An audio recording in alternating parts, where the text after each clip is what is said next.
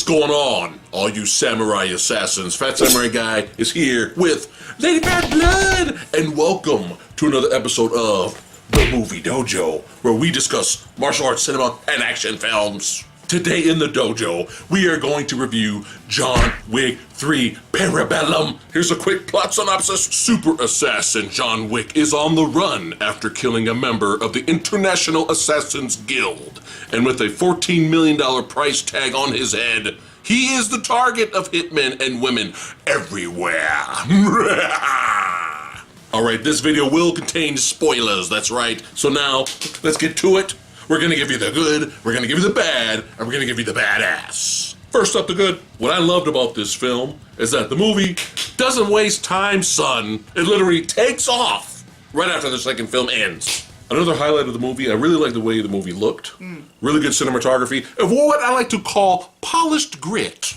So aside from the continuing on right where the film left off, very few breaks in between, so the pacing is pretty good. It kind of tricks you into thinking that it's gonna just be a whole like action piece for the whole film, but then it slows down and it lets you breathe. You even get to know a little bit about John Wick's past.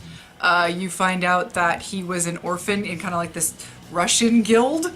He even has a Russian name and he speaks Russian. That's the Angelica Houston character with the ballet. You see in the trailers, you see the ballet dancers and all that. You get even more of an expansion on the Assassin's Guild storyline. I feel like this franchise so far, what I'm finding hilarious and increasing entertainment value out of it is that John Wick, the first one, feels so grounded now in comparison because every single film gets bigger and bigger and bigger and better. Yeah, it's like you expand not only on the action and the insanity of what they're willing to do to entertain us, but they're also expanding even further with the world that they've created and the performances. Mostly everyone, when they were speaking. The main cast, the meat. Were quite good. Yeah. Keanu and Ian, of course, the sexy old man who's just having a fucking blast. And we got a little bit more of an expansion on Lance Reddick's character, who's kind of like Ian's. I don't know if you want to call him the right hand man. He's kind of like the receiving dude. I'm not going to call him a receptionist because that's like he's way beyond that. He actually has a bit of a moment where he's holding his own next to Keanu in this big old finale at the end. So that was really fun to see that go down. And of course, Lawrence Fishburne coming back, chewing the scenery. You want to talk about another old man who's just having the fucking time of his life in the role that he's in. Chewing it! Nom nom nom nom nom nom nom. I'm not full yet, I need more! And now for the bad. Some people, how many times have we said this? Some people might have an issue with the violence. Again, they're upping the ante with the violence in this. These are hard R's. I don't even know if you want to say even for American standards. We tend to be a little pussified sometimes when it comes to our R-rated films. So again, they're expanding on that. They're making it more violent. We actually get a knife through the eye. Yes. Okay. And more. So if you haven't seen the first two, then I wouldn't bother with this one, really. No. And if you've seen the first two, then you know what to expect. You'll be fine. They just killed his dog? That's it? That's the plot? What's the first movie? Damn it. Oh, Lord. Okay, so there's a scene at the end where there's this big twist where, again, spoilers, Ian McShane possibly turns on Mr. Wick. It's debatable. It's up in the air. I think we'll find out because guess what? There is a fourth one coming. Yeah. He shoots him and he falls off a building and falls onto several things on the way down from this tall building. Motherfucker should have died probably about 5 times in that scene alone. He should have been dead. But at this point... But he's John Wick. You know what? At this point, literally at this point, you cannot take much of this franchise that seriously. No. So it's like, it's a little eye-rolling, but Yeah. I was like, okay, this is the John Wick universe. I'm not going to argue with it. Yeah. Now, we did enjoy... He was on a damn horse. shooting people. Which didn't last long enough for me. That was so disappointing. And that was one of the first things that goes down after this insane knife fight, which we'll get into. Yeah. He immediately runs away, gets into this stable. I'm like, oh my god, we're already at the horse scene with the motorcycle people. And it was really hysterical. It goes into the stable, starts smacking the horses on the ass to get them to kick the shit out of these people. And guess what, folks? I've been kicked by a horse. It fucking hurts. So this actually stung a little extra hard for me. Even though I've never been kicked in the head, thank God I wouldn't have survived. But that just boom with the horse kicking, I found that a bit amusing. Yeah. But the horse chase scene, it was a little short. Was it even 2 minutes? I don't even know. It felt so short. I was so sad. He got on the horse. I think 2 bikers came up and shot him, and that was kind of it. Really. I did like the little trick where he's on the side of the horse. Yeah, that was dope. A little bit of a, that was some fun. Tombstone shit. Yeah, son. I enjoyed it. It was just not nearly long enough. Right. And then, now I still enjoyed the scene. Yes. It was still very well done. I did enjoy the scene where he was getting chased by the motorcycle ninjas, and we had some fight choreography mixed in with some gunplay, and we had some CGI thrown in there, as you do. So I still like the scene. I'm still glad it's in the movie. But for some strange reason, the green screen that was used in some of the shots behind Keanu Reeves during that action sequence seemed more prevalent than the trailer when we watched it on TV. Yes. It's very strange. Now that could be because we're watching it on a big movie screen. It's possible. It is possible. But even though it's still a great scene, the green screen being that prevalent was kind of taking us out of the action sequence a little bit. It was very noticeable. Especially when everything else up to that point was so fucking cool. But it's a nitpick. It didn't ruin it, but it's a nitpick. So as I mentioned, one of our biggest fears when we saw the trailers for Parabellum was Halle Berry. I know she's an Oscar-winning actress. I get it. She's got a reputation for being good. I haven't really seen her in anything where I've been like, wow, oh my god, that's just, she's always been kind of there to me. So seeing her in this kind of film and then seeing her like when she had the dialogue in some of the trailers, it was like, I don't know about any of this. Yeah. And kind of proved me right when she was speaking. I was not a fan of any dialogue she had. It was very I don't know, I don't know if it's a disingenuous way she delivers things. I don't know if it's maybe just her voice and she can't help it. I will never understand what it is exactly about her when she speaks. I don't buy it. I kind of felt the same way in the X-Men movies. When she lost her accent and got it back later? Yeah, and then completely lost it for the rest of the franchise, but that's fine. Yeah. So there was that. Yeah. Which luckily she made up for, which we'll get to. However... She owed John a favor. Yes. Because John saved her daughter at some point, but very brief backstory for her. Yeah. That was it, though. And luckily, she was in the film very briefly also. Yeah. She was used good. We were very happy. She was used well. We were very happy that she was in it for just a couple of scenes, and then we never saw her again. But little did we know... there was somebody else that we had to worry about. Do you like people just showing up with dramatic entrances and then hijacking the fucking movie? Do you like that? Do you like that? I'm not sure if you like that. I didn't like it. The Educator. Oh my god. This was one of the hammiest two thick pieces on rye, 2 thick pieces of ham on rye with cheese in the middle.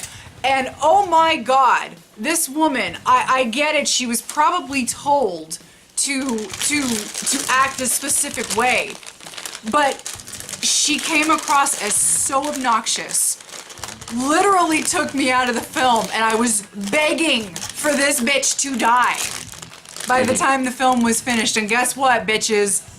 She's still alive. So I'm assuming we're finally gonna get to see her thrown into some flames or something. Please. Nobody wants to see this chick come back, with the exception of those who want to see her die. Yeah. If she comes back, I just want her to die. Yeah.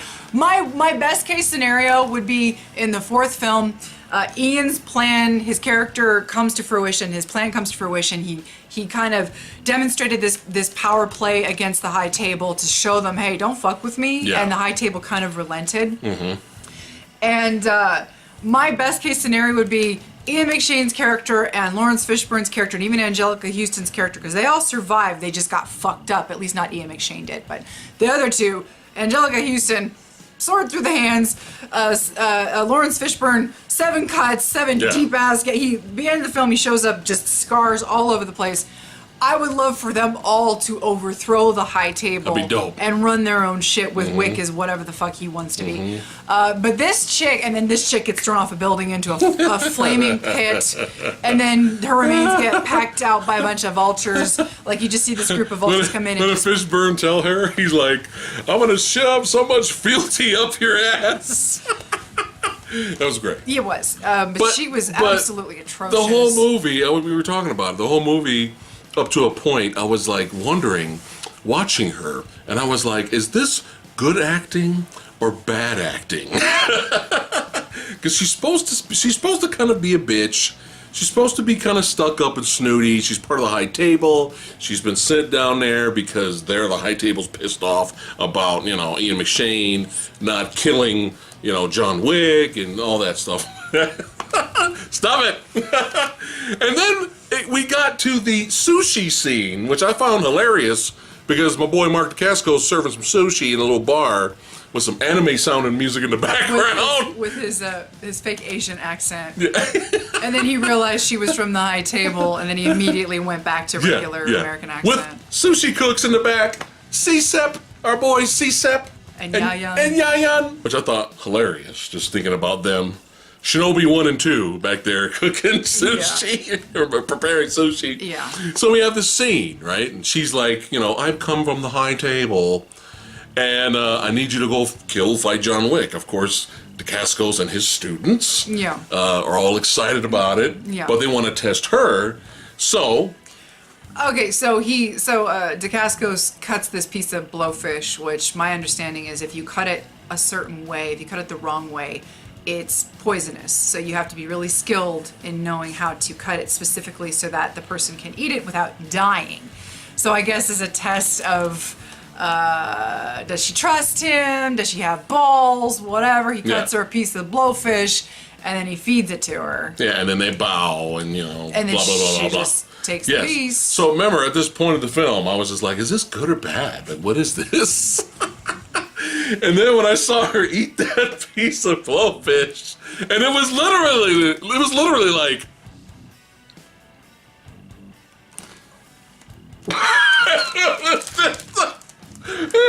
was so bad.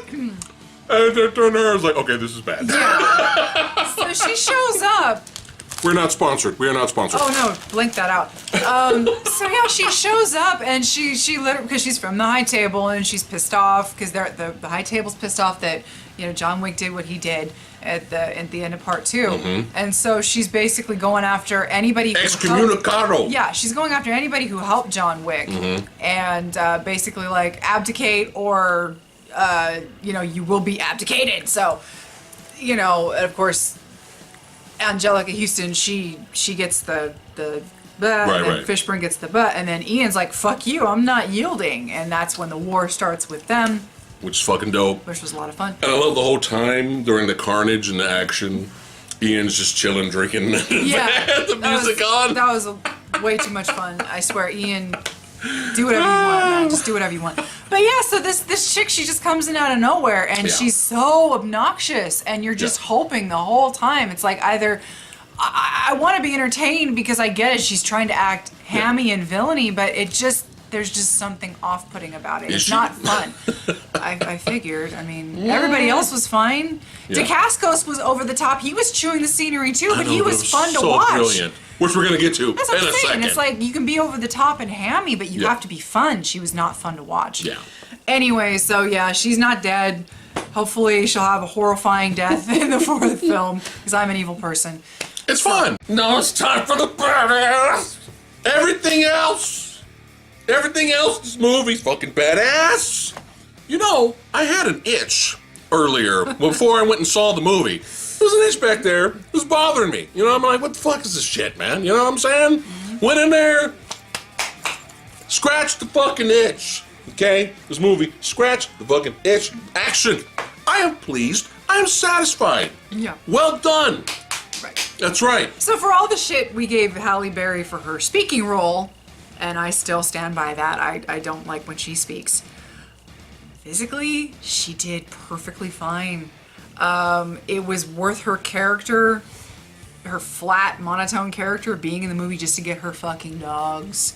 Oh my god! The dogs. I had a feeling when I saw those dogs in the trailer that I was really gonna latch onto that, and it was beautiful. It was coordinated. There was only one goofy scene where you get the CGI dog jumping on her back and like jumping 20 feet into the air to get the villain up top of this giant wall. Yeah. But it's fine. Oh, it's great. I don't care. I get it. It's fun to watch. The dogs were so much fun. Oh, it was great. Camera angles. There were a lot of shots of things looking like being one take. Yeah. Halle Berry's doing these jumping arm bars. Are you fucking kidding me? Yeah. She trained And her. at one point, people made a big deal back then when she did Catwoman. She trained in capoeira. Yeah. Fuck Catwoman. It did. This is the shit. Yeah. All right? This movie, you can tell any training she put in. Yeah. It's on there. It's on the screen. It looks pretty good. She kicked ass, man. How many guys' nuts got bit? Old ass as fuck. Keanu Reeves, stiff as fuck still. Keeping up. Keeping up with the Raid brothers, man. Keeping up with Mark Dacascos. Of course, when you're training and really hard with professionals, they can make you look good, which is what they did. But Keanu was doing great, But man. what I really, all the physical stuff, he did a great job. You know what I really appreciated? Because the very beginning of the film, we had a surprise appearance by Mr. Tiger Chen. Yes. And there was another Asian dude with him, and he looked so familiar. And I could not for the life of me remember where I saw him, but he looked like one of those veterans that have been around for a while. Bald guy? Yeah, I think so. I think he's in Shanghai Noon or something like that. Maybe. Okay, well these fools had this insane knife fight. I mean, it got to the point Is that your favorite fight of the film? I think so. That's my favorite fight of the film. So it was okay. So it was a small crowd in the theater. Maybe 20 of us. Okay, all spread out. When this knife fight was going on, keep in mind this is the fucking beginning of the film. Yeah. Okay. It got so insane with the back and forth, back and forth, back and forth, back and forth, back and forth. At some point, they're missing, and then all of a sudden they start hitting. The audience was actually getting into it, which is so much fun to hear audience members appreciate shit like that. Yes. It was just so incredibly insane and fun to watch. But what I enjoyed, like the Tiger Chen cameo, Mark Dacascos being through most of the film, the two Raid boys, they all got moments. Yeah. It's like it wasn't just John Wick coming in and overpowering everybody. It wasn't just Star Wars Episode 7. You remember the Raid guys cameo in that movie? Yeah. Anyway, even I thought it was so cute that the Raid guys were like fanboying out over them being able to fight John Wick. Yes. It was so cute them doing that. Yeah, they're all like, they could have killed him easily at first, and then they're like, he's slow. Well, you know, it has been 5 years. Yeah, but he's John Wick. He's John Wick. Yeah, it was great. And I liked that the two didn't die. Yeah. We might maybe then come back. I don't know. I would love it if they came back. Those guys are awesome. I would love it too. But yeah, back to that knife fight. Yeah, that's the fight where we get a slow. They go there, slow knife in the eye. Tiger Chan's death. Yeah. Wasn't expecting. And don't that. forget, my favorite is the knife to the top of the guy's head, and then it didn't go all the way through, so he pounded that shit. I was just like, oh. Yeah. Thank you, movie. Thank you. More. I love you, movie. More. Can I marry you, movie? Hey. So sorry. More brutal gunplay. Just. Sorry. More of the same crazy brutal. Oh gunplay, man, huge body count. Really focusing on like. I'm pretty sure the body count is bigger. Probably. Yeah. But like even more focusing on like the quick loading, I mean the quick reloading and all that crazy shit. And it's like it's just really interesting to watch, even if you're not really into guns, which I personally don't know much of anything about guns. But when they went against those body armor guys, that was really interesting yeah, too. that was really. They had was like, fuck, you can't hurt these guys, but they found a way, man. It was dope. Go back, with the Ian McShane scene where he's just sitting there drinking his brandy or whatever the fuck, and they had to go back and get stronger, what was it, shotguns? But let's talk about the screen stealer, my boy. You mean the Iron Chef? That's right, Iron Chef! Mark DeCasco's son! You want to talk about an old man having Drive. the fucking time of his life. Drive. Brotherhood of the Wolf. Only the strong. Yeah. And That's right. I gotta say, I'm so happy to see him in this. He looked like he was having an absolute blast. And you don't really get mainstream audiences. Yeah. You don't really get to see DeCascos in much of anything mainstream. Yeah, mainstream, big budget, yeah. Yeah, and yeah, this is a little bit of a niche genre, and not everyone's going to see it, but I think more people that may have not been familiar with his work prior to now got to see him, and what a way to see Mark DeCascos, right even down to his death, which was fucking hysterical. I kind of wish you weren't dead. Let's talk about the couch. But you can't really come out from that alive. The couch scene. So he goes, he's about to kill Keanu, but he puts his hand on the steps of the Continental. So you have those rules, right? So you can't fight in the Continental. So they both go walk in and sit down before Ian McShane calls Keanu to speak with him. And Keanu Reeves sits on the couch, and DeCastro's over here, and he just walks over and sits right next to him. Not even an inch between the two. And then Keanu Reeves is like, what the fuck? And he gets up, he goes to the chair, and all of a sudden, when no one's around, DeCasco starts fucking fanboying. I've always been a big fan, and you have not disappointed. Oh, my God. We are both masters of death. We are the same. The one thing movies, all TV shows. Can you please stop using that goddamn cliched line, we are the same? No, we're not. Please stop. Please. I forgive you, John Wick, because it's Mark DeCascos and John Wick. I forgive you. It's John Wick. Please stop using that dialogue. I hate it. I hate it. I hate it. I hate it. I'm tired of hearing it. It is one of the most cliched pieces of garbage lines you could throw out in a script. But here we are. So again, with our plot, Keanu Reeves goes sees the leader of the High Table. You think he's the leader of the High Table, you're not really sure.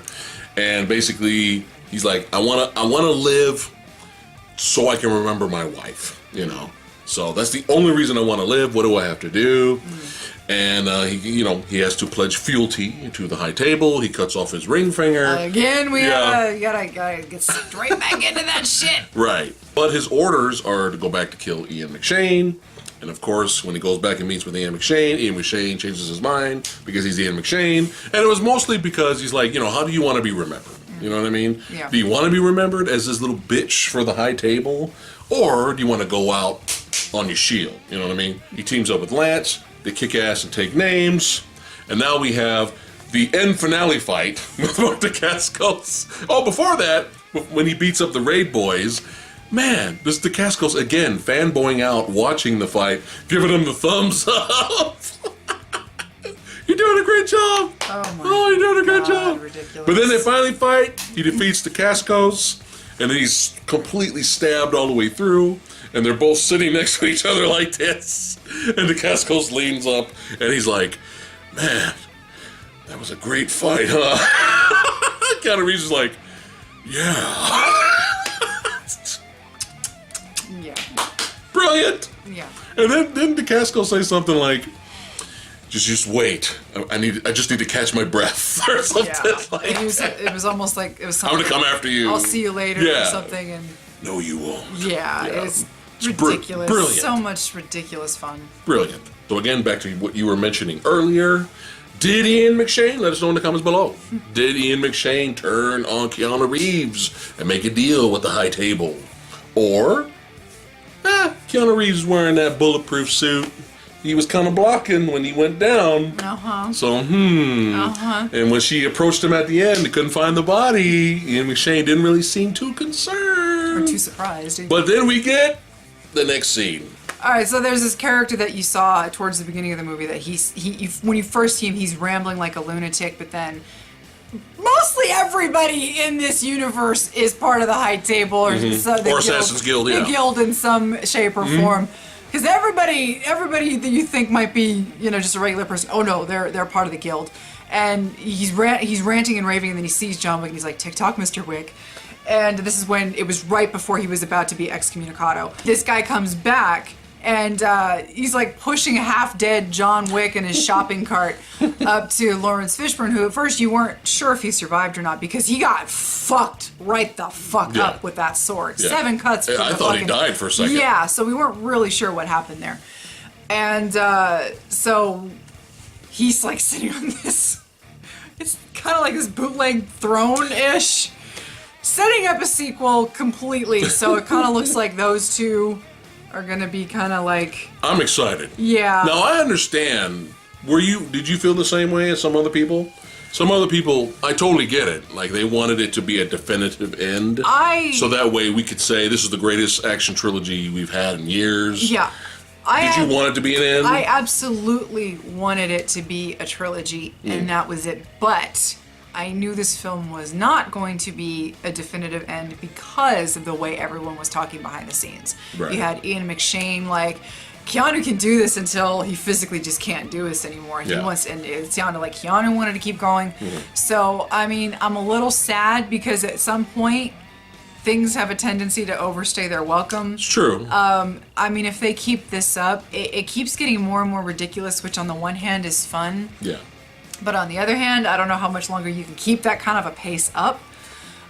You can. Maybe. I'm ready for Neo and Morpheus team up. So we'll see. We're getting the band back together. I'm excited. I mean, it's like... They're on a mission from God. If we have to do it... At least keep the same crew and the same tone. Same director. Yeah, keep the same ball rolling. Don't suddenly go PG-13. Yes. Don't you fucking dare. Oh. Don't. I wouldn't even go see it. No. I would protest. Just keep things rolling the way they are. You know, keep expanding, keep bringing in more characters if you want. That's fine.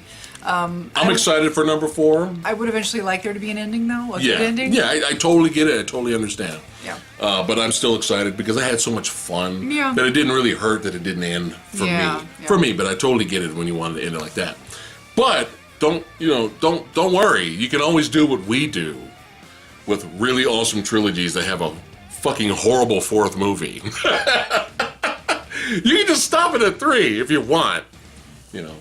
Indiana Jones, Kingdom of the Crystal Skull. The Kingdom of the what? Yeah, when you talk about great trilogies What? from the 80s, you could still bring up Indiana Jones trilogy. Did you know? You don't have to mention that 4th one. Did you know Die Hard was a trilogy? That was it. There was just 3 Die Hard films. Yeah, just 3. Now it's time to rate the movie. Go. Oh. This may change. I've only seen it once. As of right now, I think I liked the grounded nature of the first one. So the first one might be my favorite, but then the second one kind of like outdoes it. So I don't know if the second one. But as of right now, I think I'm gonna go 4.9. Woohoo! Yes. The Adjudicator, she was awful. She was truly, truly awful. I would have done that role for free, and I would have crushed it. Oh, yeah. I promise you. Oh, yeah. But anyway, I think at 4.9. That's great. Maybe That's awesome. Maybe I'll watch it again one day, and I'll be like, fuck my rating, 5. Who knows? Yeah. 4.9 for now. Well, you know what I'm giving the fucking movie. Why? It's gone. No, I don't feel it anymore. 5 out of 5 stars, son. That's it for today's episode of The Movie Dojo. Let us know in the comments below what you guys thought of John Wick 3 Parabellum. We'd like to thank all you badass action junkies for watching. We'll see you guys next time.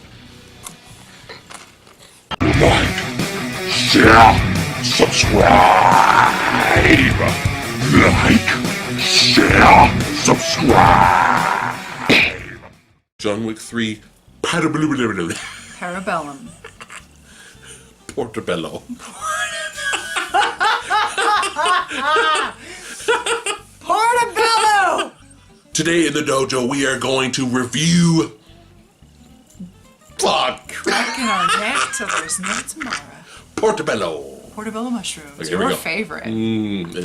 For the physical stuff. Yeah. I'm gonna take some Cheetos still. Okay. For all the physical. Yeah. It was, I don't know, there was just a lot of fun to be had in this Well, movie. let's talk about the steel screener here.